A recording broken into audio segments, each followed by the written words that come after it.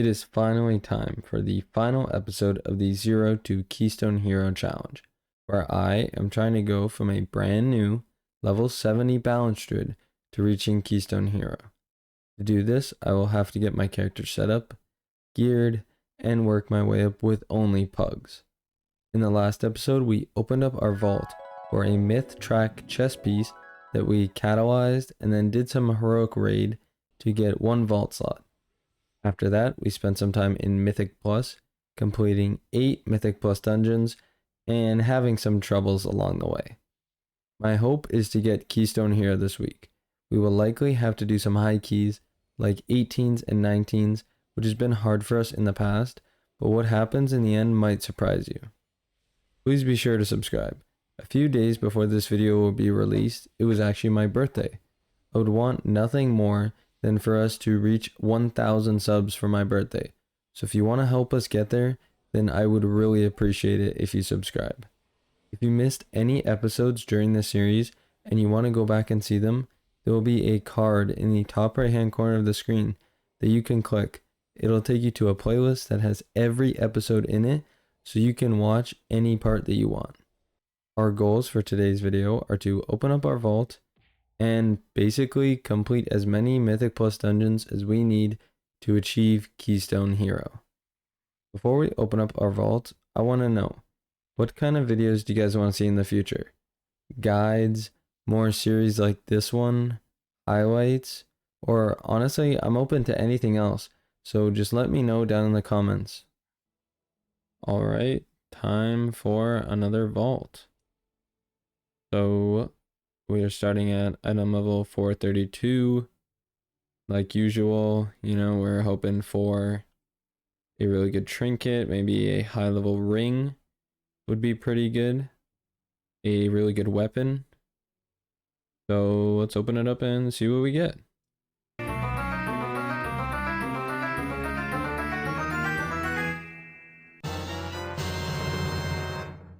Oh my gosh, this is some good loot. Okay, so the shoulders we already have. The ring, it is myth track.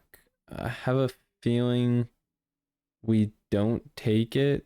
It is crit heavy and it has haste, which is okay. It's definitely not best in slot, but this offhand is really good.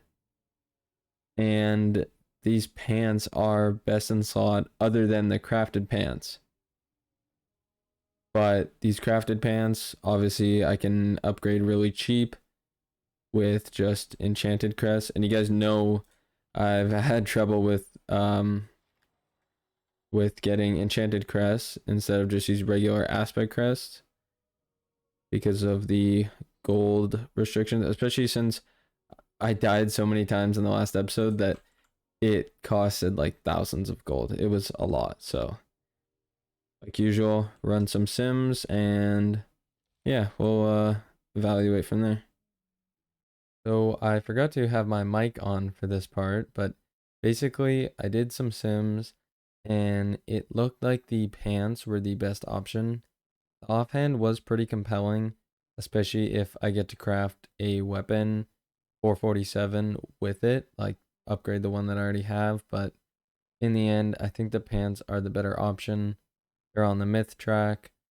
The pants are a very high stat slot, so they have a lot of stats compared to your offhand, so they just hold more value, to be honest. And since they are mastery heavy, I think they are technically better than my crafted pants, just because mastery is slightly better than haste for most balance druids.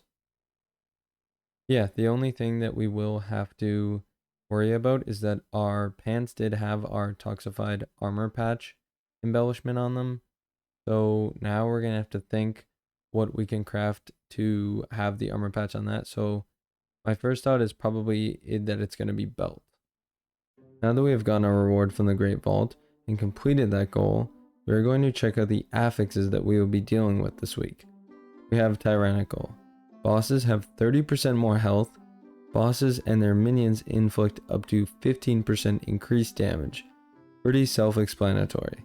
This makes some dungeons a lot harder because the bosses are already pretty rough, but with Tyrannical they can really make your group struggle. Next up is Volcanic. While in combat, enemies periodically cause gouts of flame to erupt beneath the feet of distant players. This is usually only an affix that affects ranged players.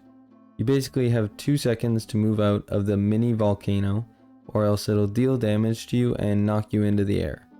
It can be dangerous, but Boomkin has a lot of insta-cast abilities, so most of the time you're fine and it's not too bad of an affix.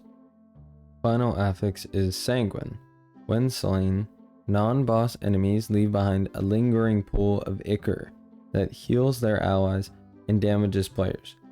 This affix is mainly something that the tank can deal with. Since they have aggro, they can move the mobs right as one of them is going to die, so that when the pool of blood forms, the mobs aren't going to get healed. As a druid, you can use Typhoon, and I often did this week, just to help out with moving the mobs faster. There is a talent that reduces the cooldown of Typhoon, which I would definitely recommend taking for these weeks. Since we're going to need all the help we can get this week, I want to do our gear upgrades now. We're going to see just how far we can push our Boomkin's gear. We have come a long way from being a fresh level 70, and you guys have seen the whole journey and every single meaningful upgrade I have gotten. First thing we have to upgrade is of course our new pants, since they are likely going to be the best in slot for this character for a while. Then our trinkets, which sadly we have had what feels like for forever. First is the spoils of Neltharus, which we're going to upgrade to the maximum level, and the same for our time breaching talon. Single upgrade on our necklace, so this leaves us at item level 435, which is where we have landed at after 9 episodes. We started all the way back at item level 291, so we have gained 144 item levels throughout these past 9 weeks. Because we did replace our crafted pants that had the toxified armor patch embellishment on them, which increases the bonus effect of our slimy expulsion boots by 100%, we needed to find a way to remedy this. So I want to recraft our belt with the toxified patch, which I've never actually done before.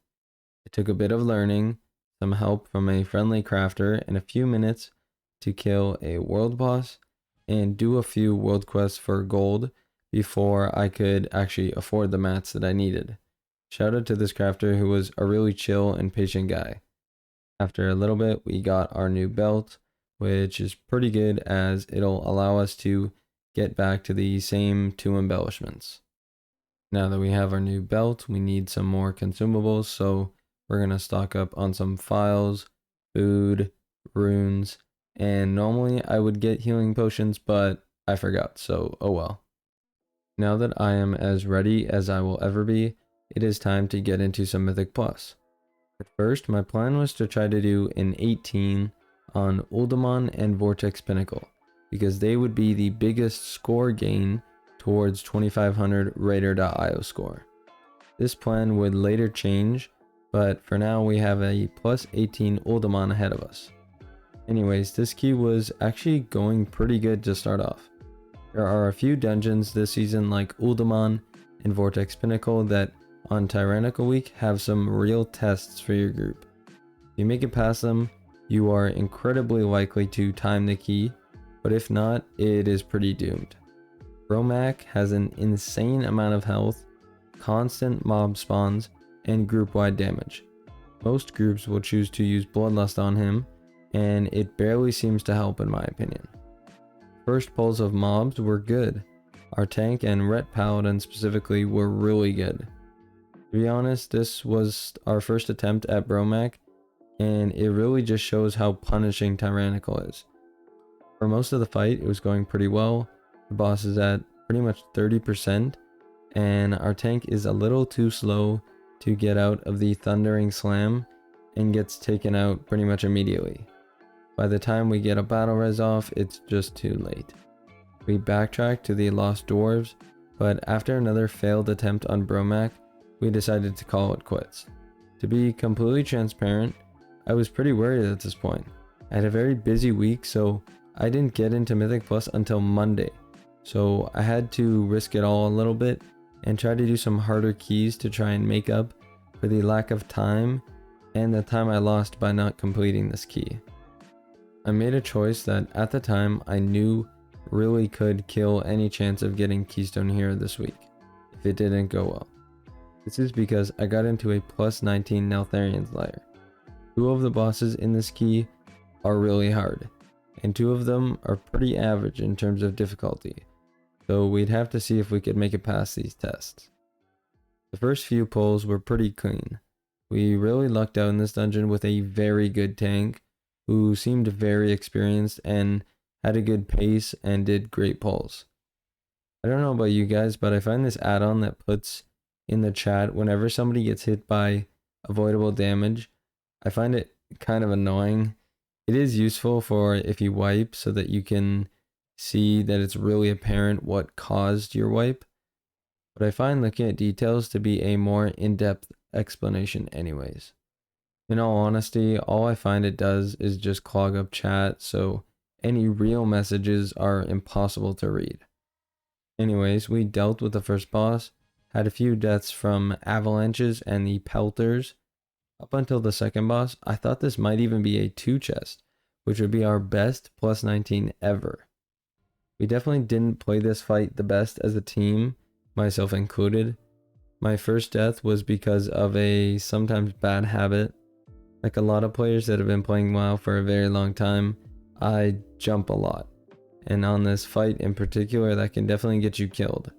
When the boss uses Strike of the Mountain, and you are already in motion because of a side jump, you basically have no choice but to accept your fate.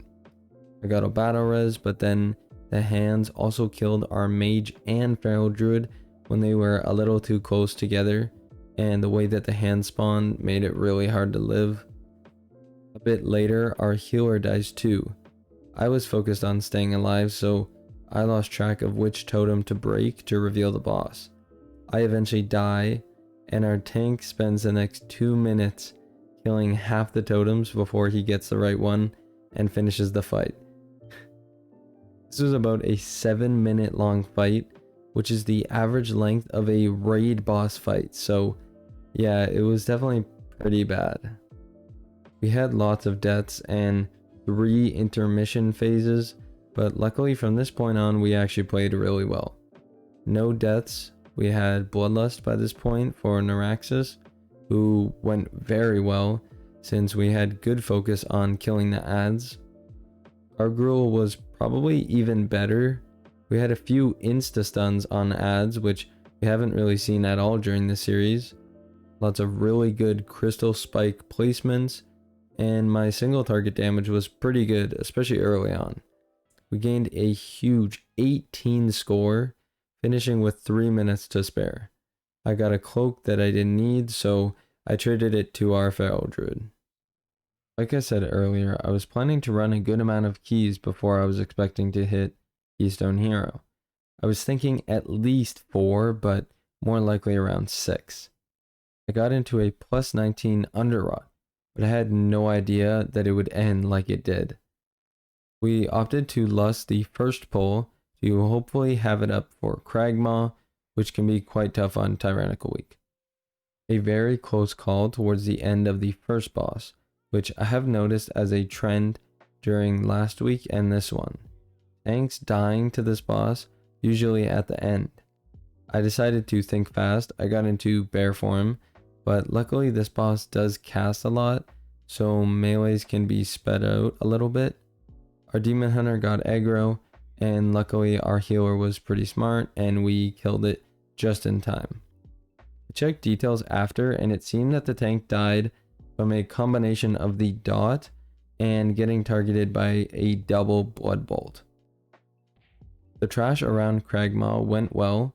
We pulled 1 pack of these skeletons before Bloodlust was off cooldown, and we took on Cragmaw, who always seems to get kinda out of control by the end, but we killed it just before we had any massive problems. The third boss was also a breeze. Our tank was really good at clearing the green mushrooms, and in my opinion that is the only thing that can really make this fight a possible wipe. few more packs of elite mobs, and with 8 minutes remaining, we start our fight with the final boss, the Unbound Abomination. Fight that can really test your group's ability to play well and play well for a long period of time. We did have Lust, and this really just seemed like an in-sync group. We were stacked for lots of the fight and cleared the dot effect every single time without fail.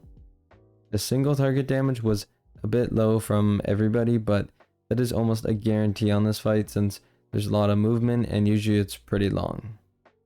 Believe it or not, but with the Abomination dealt with, we did it.